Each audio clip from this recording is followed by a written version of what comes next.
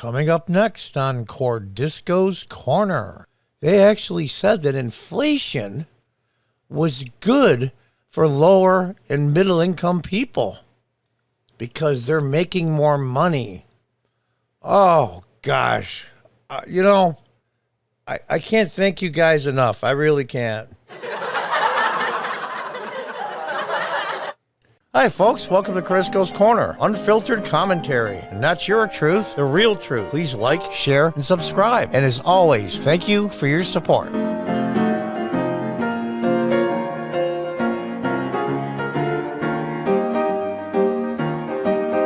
Hey, folks. Welcome back. We're going to go through and do the greatest hits of President Joe Biden. I believe it's Joseph Robinette Biden, if I'm not mistaken. And he's had a wonderful 2021.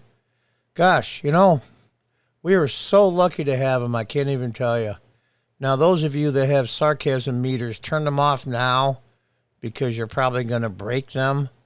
But let's take a look at some of the unbelievable things by this just amazing man.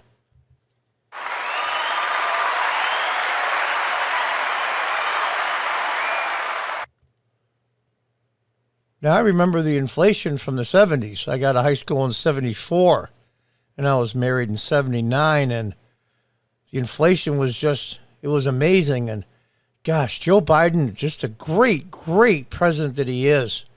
And the spending by Congress, nobody could screw up this badly alone, frankly. Nobody can. Nobody can it up all by himself. Not this badly. So he had Congress, of course, to help them because that's where the money actually goes through, at least theoretically, or is approved by Congress. We have inflation rates now that are...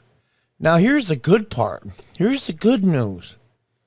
Many of the talking heads in the Democrat-owned progressive mainstream media actually said, and not just one, because when one starts, they all get the same memo, apparently, and they all parrot the same talking points, which is kind of unusual. But anyway, they actually said that inflation was good for lower and middle income people because they're making more money. Oh, gosh. I can't thank you guys enough. I really can't. Yeah, let's see. Well, say you get a 4% raise, 5%, which is really high for 1 year on average. And the inflation rate is 7 or 8. It's probably higher, but we'll say it's 7 or 8. That means you lost between 2 and 3% of your salary. Duh. So if you had $100,000 in your savings for your retirement, you lost between $7,000 and $8,000 in 1 year because of this inflation. I'll probably say this several times during the course of this video. Jimmy Carter can now, when he finally passes away, he can rest in peace. I was born in 1956. And he actually could have been a worse president than Lyndon Johnson. But anyway, Jimmy Carter, who's been called the worst president in the last half of the 20th century anyway, can now rest in peace. They won't put on his gravestone the worst president in U.S. history, which people say all the time. So, well done there. Well done there.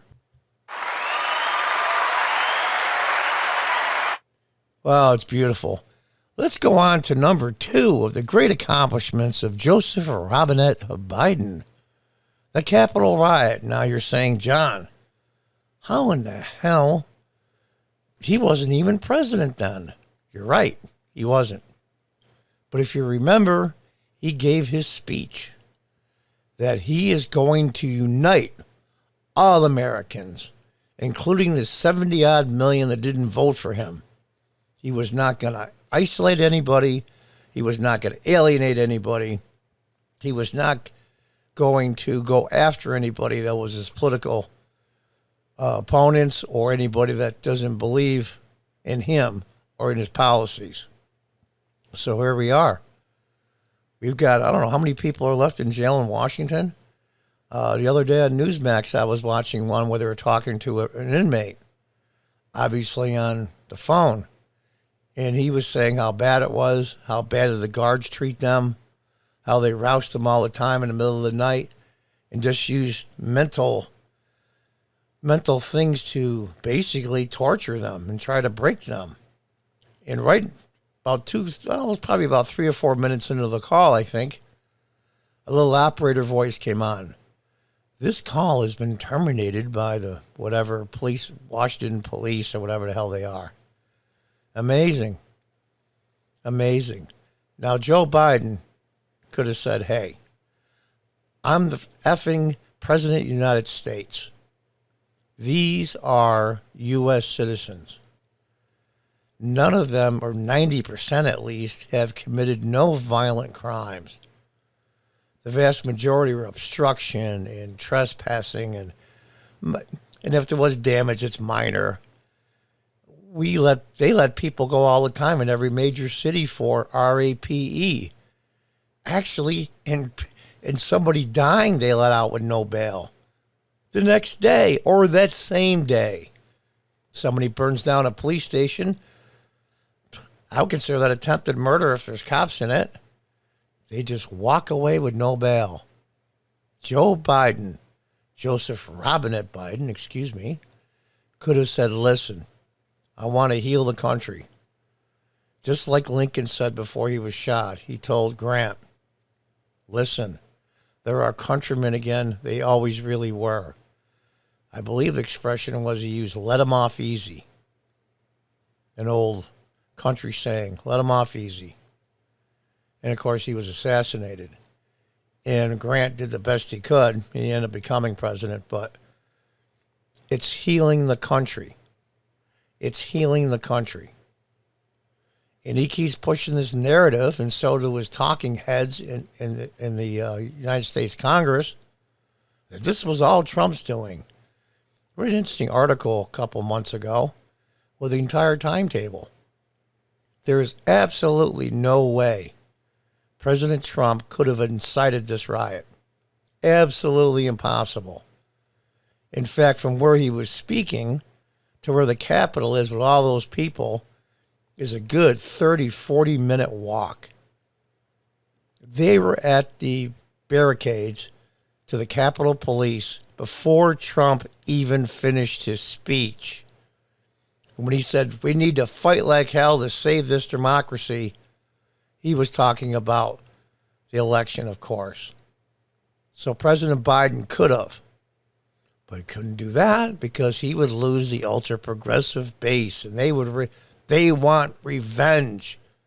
They want a pound of flesh from all of them. How dare they disagree with us politically? They have to be destroyed. That would have went a long ways, folks, saying, listen, unless somebody's committed violence on another person, and I don't mean hollering and screaming and shaking a barricade or walking into the rotunda and looked around. By the way, as you notice, there was no vandalism in any of those statues or any of those irreplaceable, priceless paintings. In fact, after the place was cleared out, it wasn't much longer, and they were voting on the Electoral College votes. Looked pretty good to me. Oh, there was some paper scattered around this and that. I think somebody took a dump in Pelosi's office, I read. All right, I can live with that. But he could have said, let them out, give them an appearance date, charge them whatever you're going to charge them, and don't make it draconian. But he didn't. He didn't. And for that, he deserves scorn. So let's look at the next, success. I almost said failure. Let's look at this success. The border with Mexico and the United States. Now, as a matter of fact, Trump had a deal with the Mexican government that he basically said, listen, if you don't make a deal and keep these people from crossing through your country into the United States, we are going to tax every single item that comes out of Mexico, I should say tariff. And the Mexican government said, okay. And the U.S. government gave him some money to help him out with logistics. And the illegal crossings went way down as they were building the border wall, which they delayed for 2 years with the lawsuits. So here we are. People coming with Biden t-shirts on. He told them to come. I saw the video and it was not taken out of context. And so did Kamala Harris, our current vice president. He told the border guards to basically stand down. And then he accused them of whipping illegals as they crossed the border. There was going to be an investigation, and Biden said they were going to pay. What happened?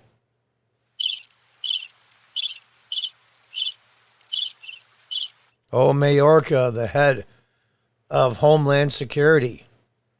Well, they did an investigation, and after about 5 minutes, they realized that what the media was spreading around and what Biden had talked about was a lie. Nobody was whipping anybody because it was a whip on people of color, and that brought up the old days of slavery. Oh, really? There's people that are alive now that lived through slavery in the United States. They're pretty old. How can it possibly affect you? It didn't happen to you. I'm half Italian. There was some really, really bad stuff that happened to Italians during World War II in this country, in many parts of the country, like the Japanese as well.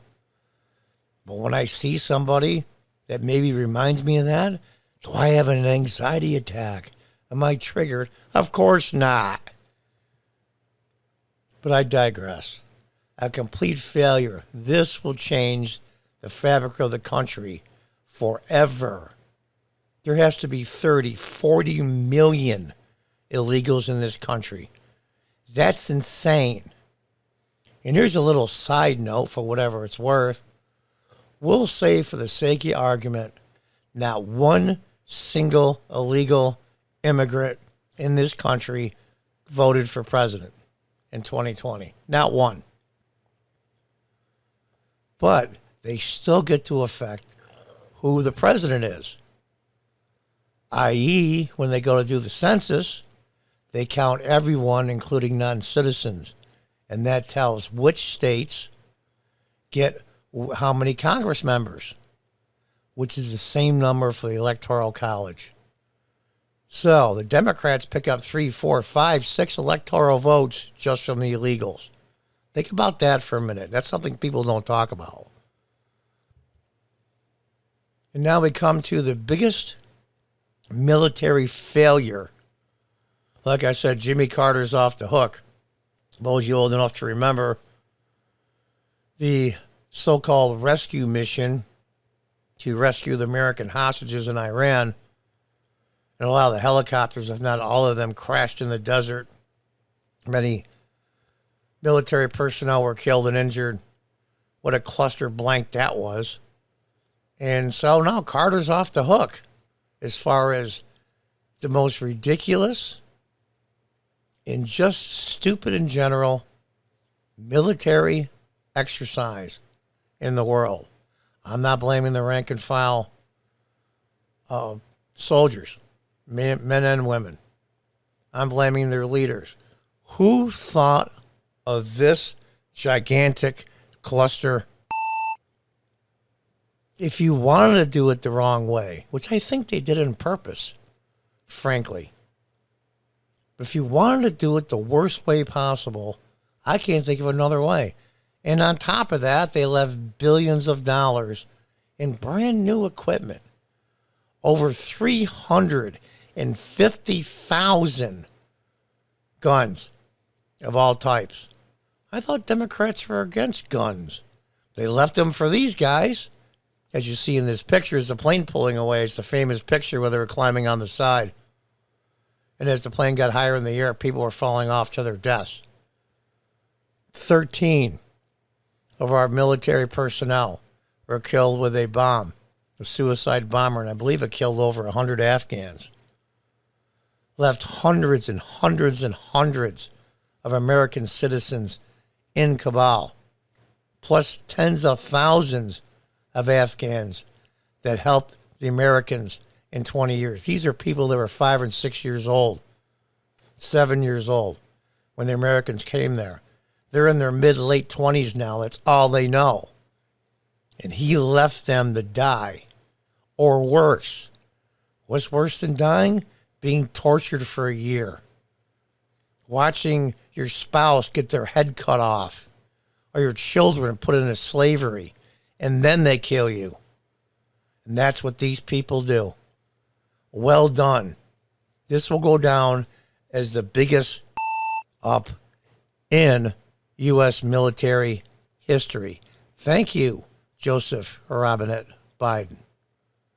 So we want to thank you, President Biden, or at least Jimmy Carter does, President Carter, that he will not go down, at least in the last half of the 20th century, as the worst president in the United States. So we got that at least. And the Carter family and President Carter, a.k.a. Jimmy Carter, thanks you directly for that, President Biden. Just one Democrat helping out another. And Joe couldn't be happier. Now we get our number one accomplishment of the Biden administration. Vaccine mandates and the handling of the vaccine. If you remember, then candidate Joe Biden said, and I'm paraphrasing, but I'm pretty close, the number of dead that died when Donald Trump was president, I would resign. It's a failure and an embarrassment, and you failed the American people.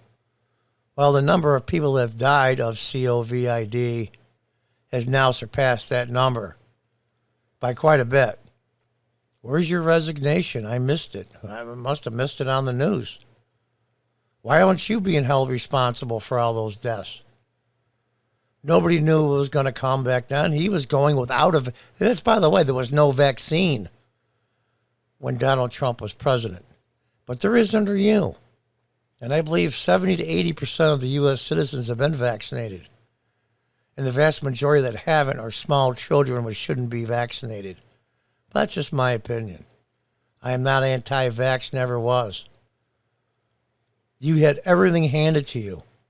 Everything handed to you. And you still screwed it up. Almost swore by accident. And it puts some of the talking heads on here with the picture of the VIRUS along with it. With a little picture of our president on top of a giant syringe. This is your greatest accomplishment. Destroying hundreds of thousands of people's lives and their businesses destroyed forever. Not counting the ones that were destroyed in the rioting in 2020. This was under your watch. And you can't say, John, it was the governor's. They did it with his okay and his encouragement. Don't let anybody kid you any. And we're still dealing with it. Oh, we ran out of tests. I wish I would have thought of, he said in that interview, that we would need all these tests. What do you know, my grandma used to say, my Italian grandmother, what are you, a stupid? Yeah, he is. So Biden voters, there you are. There's your top 5 accomplishments of your president that you voted for. Boy, your chest must be just full of pride. God, you must feel so good at night knowing that you made the right choice and really, really screwed over millions and tens of millions of American people.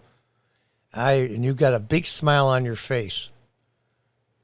And now they're having tests come in. They're building a plant in Wisconsin, I believe. Oh, a swing state. What a coincidence. To a German company to make tests. But they really won't be up and running until 2024. Oh, what a coincidence. So there you are.